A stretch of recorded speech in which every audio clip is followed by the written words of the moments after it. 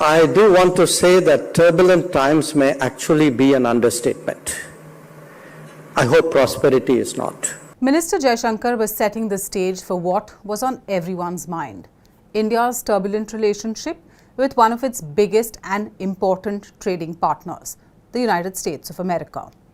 We all know that the Trump administration has targeted India, first with a 25% tariff on all Indian goods coming into the US, and then slapped another 25% as a penalty for buying Russian oil. India's foreign minister emphasized that India's key interests must be respected in ongoing trade negotiations with the US, especially issues concerning farmers, small industries, and fishermen. He admitted that there are problems and issues in the bilateral relationship, but asserted that any agreement should not compromise on fundamental domestic priorities. It has to be an understanding where our bottom lines, our red lines are respected. In any agreement, there are things you can negotiate and there are things you can't. And I think we are pretty clear about that. And we have to find that landing ground. And that's been the conversation really which has been going on since March. Jaishankar explained that while India is open to finding common ground, some issues remain non-negotiable due to their importance to the country's economy and social welfare. Now, these priorities have guided talks since March, with both sides looking for a landing ground that you just heard him say, and that can truly enable a mutually acceptable deal. Jaishankar labelled these tariffs as unfair, stressing that India was not alone in trading energy with Russia and pointing out that several Western partners have similar dealings despite tense ties with Moscow. He highlighted that the inability to reach a negotiated settlement has directly led to the imposition of these steep tariffs, negatively affecting bilateral relations. Nevertheless, Jaishankar underlined that these trade disputes have not spilled over into other domains of the Indo-US partnership. I'm not minimizing the issues, but I don't think we should take it to a point as though this is going to percolate to every dimension of the relationship and there is something very fundamental at stake there. I think we need to see this in proportion. The minister urged stakeholders not to exaggerate the broader consequences of trade tensions, insisting most aspects of the Indo-US relationship continue as usual, or in some cases are even expanding. He encouraged a balanced perspective that recognizes challenges but maintains an overall positive trajectory for bilateral ties. I also want to say a large part of the relationship is actually continuing either as business as usual or in fact in some cases even doing more than it was doing before. Jaishankar also defended the status of the Quad, saying the coalition remains robust despite recent challenges. Indian and US officials have met multiple times this year, reflecting steady engagement.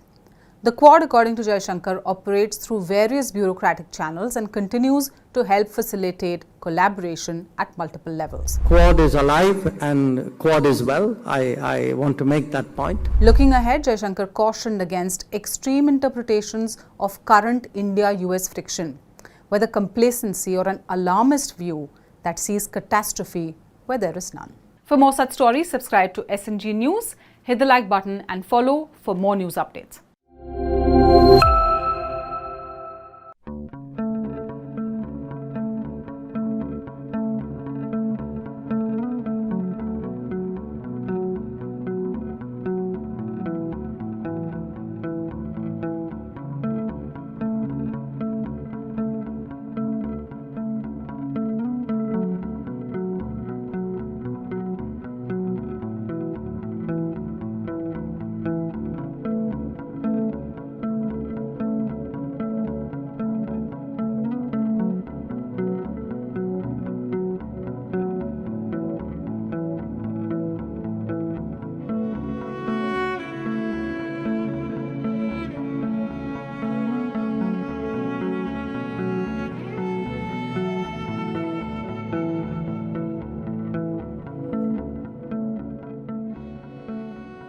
I instructed the negotiation team, led by Minister Dermer, to go to Cairo to finalize the technical details of the release of our hostages. Our intention, and the intention of our American friends, is to limit this negotiation to just a few days. And you heard President Trump this evening.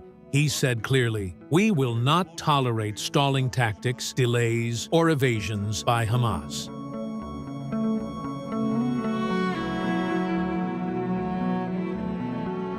While certain bombings have actually stopped inside of the Gaza Strip, there's no ceasefire in place at this point in time, although there has been this temporary halt in certain bombings. The Prime Minister has given orders actually for defense to fire back for defensive purposes, of course, if there is a threat to their life in the battlefield in Gaza.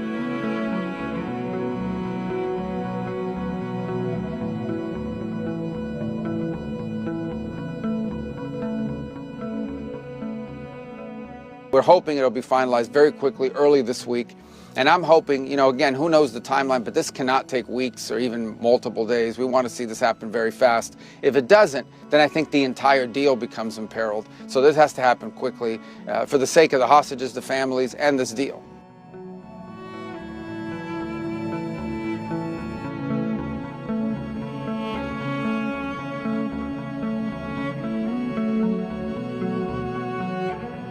Israelis have said that they would only deal with imminent threats. So we'll look into any of that because that's going to be a key component. Now, obviously, we have to make sure Hamas is also doing their part in this regard. But there are a lot of opportunities here for whoever wants to sabotage it to do so. And that includes Hamas, by the way, or elements linked to Hamas sabotaging it by in fact, creating conditions that are not viable for an exchange.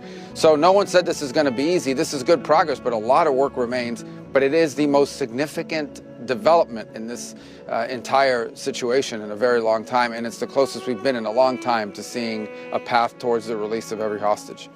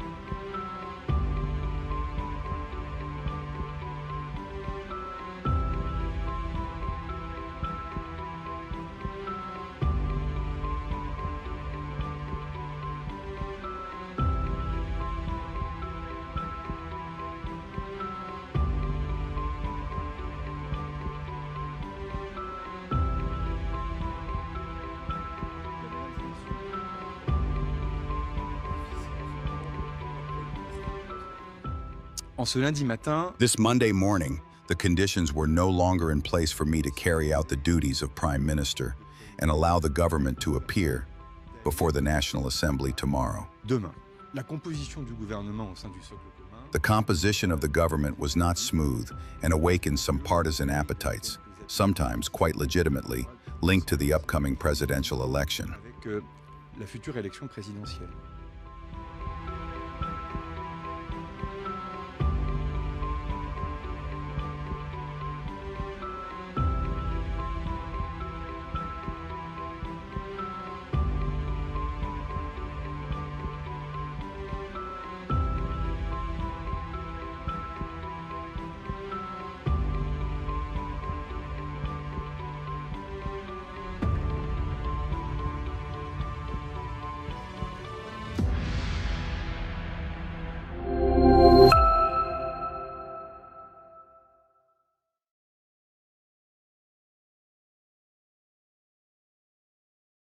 Donald Trump, has the odd sort of imperial spark, so he can show the world how powerful he is by bombing this, that, or the other country.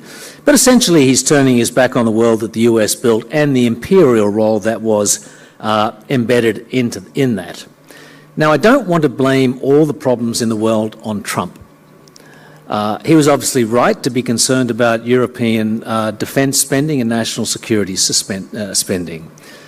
Trump is not the only person, isn't leading the only country to have had concerns about Chinese trade practices. There is the joke about Trump that he's the wrong answer to the right question. But, it's important to remember the question. Donald Trump was not created in a test tube. He's responding to real-world circumstances, and that's why he's been so successful. So the key question, I think, with Trump is how we should benchmark his policies and what that means for China and other countries. I mean, if you'd asked me 10 years ago, I would have said that the US was a predictable power, China unpredictable. These days, it's the opposite. I think China is a very predictable power. We know what they want. They want to be a globally dominant tech power.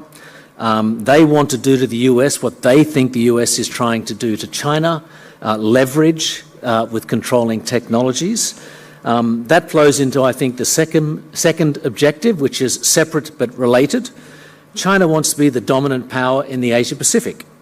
So everybody has to take account of their interests in every decision that they make. Now, to me, there is nothing remotely surprising about that ambition. In fact, it would be strange if it were otherwise, given China's history and size. The US, I think Trump has become unpredictable by design. You can argue this unpredictability is tactical. In other words, the direction of policy, at least in trade, is relatively clear. How he gets there, not so much. In fact, the funny thing is that Trump's diplomacy, I think, what does it remind you of? It reminds me of the old Chinese imperial system of tributary diplomacy. In other words, the emperor would demand that people come to court, give him gifts, and once they'd given him gifts and sort of, confirm their inferior status, they would be, patted on the head, allowed to go away and live in peace. Trump is doing much the same. I don't know how else you describe the sort of conga line of people going to the White House, knocking on the door and offering them deals. I mean, it's humiliating, but it's meant to be. And the one country that ironically has not played that game is China itself, because China has leverage, in this case critical minerals, and it's using them. Trump is playing a tariff game, China is playing a supply chain game, and I think that is far more effective.